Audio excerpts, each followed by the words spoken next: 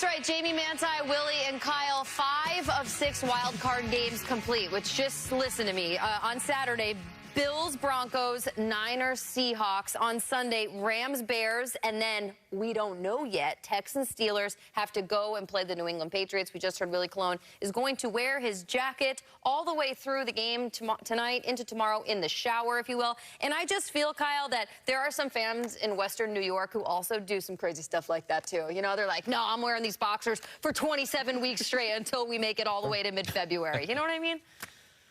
No, I think some have been wearing the same boxers since the 90s when they were in the Super Bowl. But let's get into it because the Bills have not won a road playoff game since the early 90s. Said the game-winning drive, usually because he's on the sideline. Brandon Cooks out of the waiver wire or the free agency claiming.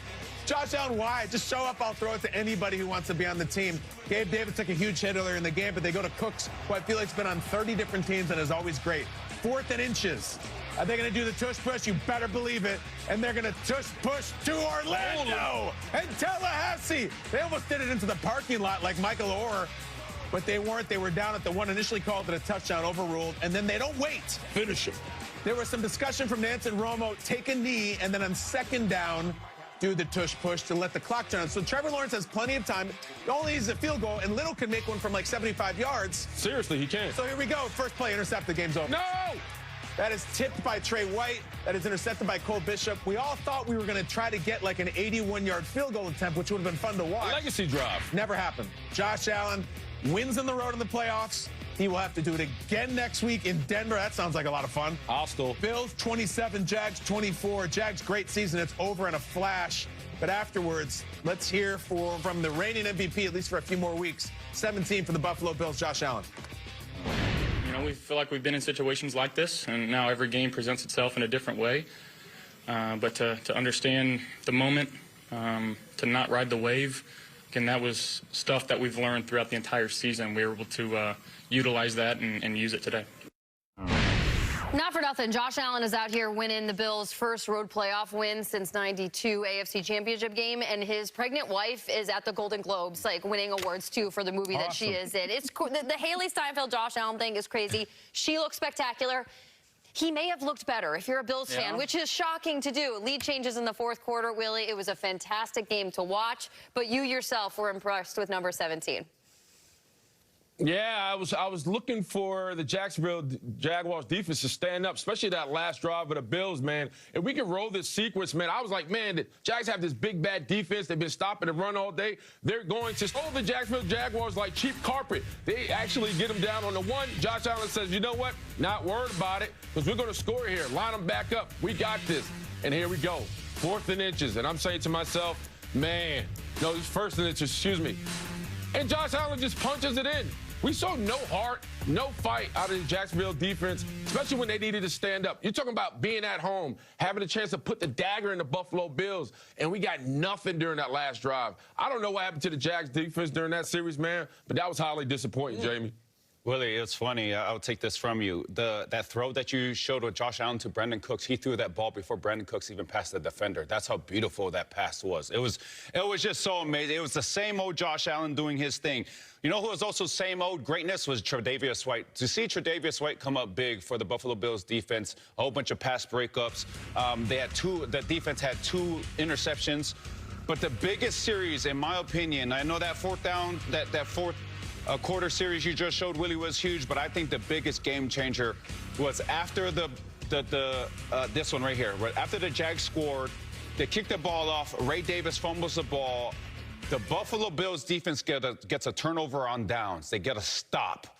0 points in the red zone, and then Josh Allen and the Buffalo Bills goes 10 plays, 92 yards for a touchdown. That was what I think changed everything as far as momentum, belief for not only the Buffalo Bills, Kyle, but the disbelief for the Jags is like, okay, are we doing things the right way? Should we have gone for the 4th down? Should we have capitalized in some other way? I think the Buffalo Bills and that defense showed their experience in a big-time game. Yeah, listen, Jordan had 60 in this game. We've talked about this all year. They got Jordan, they got Pippen, and then I don't really know who else it is. Pippen did not have a big game. James Cook was limited. His numbers were down. He got a little banged up himself. But Josh Allen is one of the only guys remaining in the playoffs who can put 60 on. He did not have 50, he had 60. It was almost a perfect game. I mean, honestly, like, I don't think you can play better than that. He ran for a couple, he threw for one, no turnovers, and my God, did it look hard. This was more of the Jordan that has taken the hard fouls from the Knicks and the Pistons, and there's technicals, and they're knocking him around, and he was so tough. We all marvel at his athleticism and his arm and his running, but they really hit him a lot in this game. Look at all this stuff, the knee, the leg, and it's fine. That's what you're supposed to do. Listen, you go to Denver now, and I can't help looking forward to it. You already had a game where Jordan had 60. Is he going to have 60 enough? Is James Cook going to have the big game next week? Because your reward for this is now going to play at Denver, who's been just sitting around for a week, resting up. That place is horrible to play in. That defense is fantastic. And, I think you have to get 60 again. Because if you're going to go in there with Brandon Cooks and Dalton Kincaid, God love them, it's a tough ask to go in there and win again on the road, again against the defense, one that's fresh, one that's ready. And that is the bet that they made. They are not going back to Western New York. The only scenario that would have happened is they played the Chargers. The Chargers are out. So it's I think you have to get 60 every single game or this thing's just going to end. So I said out of huge respect for him. He got the snot kicked out of him. Jamie, you brought up his wife. Lovely, talented, effervescent, incredible night for Josh Allen was just bleeding and sweating and drooling. It was two completely different contrasts. You know what I'm saying? Yeah. And Look at her. Look at her. There she is. Impeccable. So proud, with child, on the stairs. Huge talent. I'll never forget seeing True Grit in the theater. I'm like, what kind of LeBron James prodigy is this woman? She's going to be going some places. And there she is on the steps. And listen, he's going up some steps, too. It's called the Jags defense and the Broncos defense. And he's getting his knee banged every single time. So Jordan got 60. I think he's going to need – I think 50 won't cut it next week. I think he needs to get 60 points again. And we'll talk about it all week. Well, I would love to call the next person we're going to welcome on the show a Golden Globes insider. He is not. He is our NFL Network insider. And we have to update us on the Bills quarterback, Ian Rappaport. As we just mentioned, Josh Allen, a lot of hits. However, he'll take them because he's got a game to play next weekend. But this time the Bills got to go to Denver. So what do we know about the quarterback's health this morning? Am I not a Golden Globes insider? I mean, if you want to be, do you have some takes on the plush carpet last night? No. Okay. But the only thing I was thinking was he flies home from Jacksonville. He's got a bloody nose, fingers all mangled, knees hurting, foot's hurting. He's like, oh, man, I've had a day. And then she's like, you've had a day. I've been at the Golden Globes. I've been walking around carrying this baby. Yep. I don't want to hear about your day. Anyway, they got a long marriage in front of them, hopefully, and that's basically what it's like. But yeah, so let's get into Josh Allen because there are a number of injuries, 2 new, 1 old. We'll start with the old. The foot injury that he's been battling, which is a bone issue, old bone issue on the outside of his midfoot, seems to have come out okay. That one is getting better. That is really pain tolerance, which means it hurts, but he's okay. Then he banged his finger on a helmet. Does not seem like that one is going to be debilitating. Was able to play, keep shaking it really more, just kind of jammed it than anything else. That'd be one more to monitor.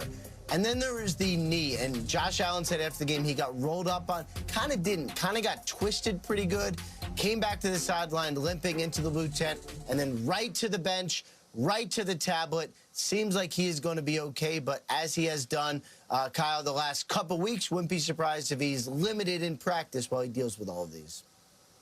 Wouldn't be surprised. Wouldn't be surprised if he comes out and gets 60 points next weekend. Ian, the games were so great. You were so great all weekend. Thank you. We will be checking in with you shortly. Best time of the year, my friend. Let's go, though, to fuck Vrabel. No disappointment for Patriots fans. They win this one convincingly, if not offensively, certain on defense. Mike Vrabel's proud of that defense's effort. Also, Mike, let's get into this, tough guy. How's the lip?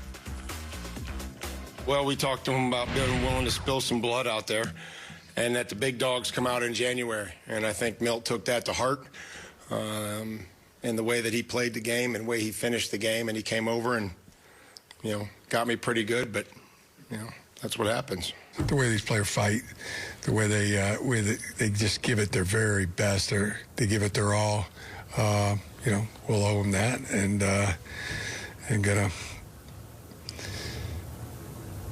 Like I told the team, I mean, those that stay will be champions. We will. Not looking at this as an end, but as another beginning.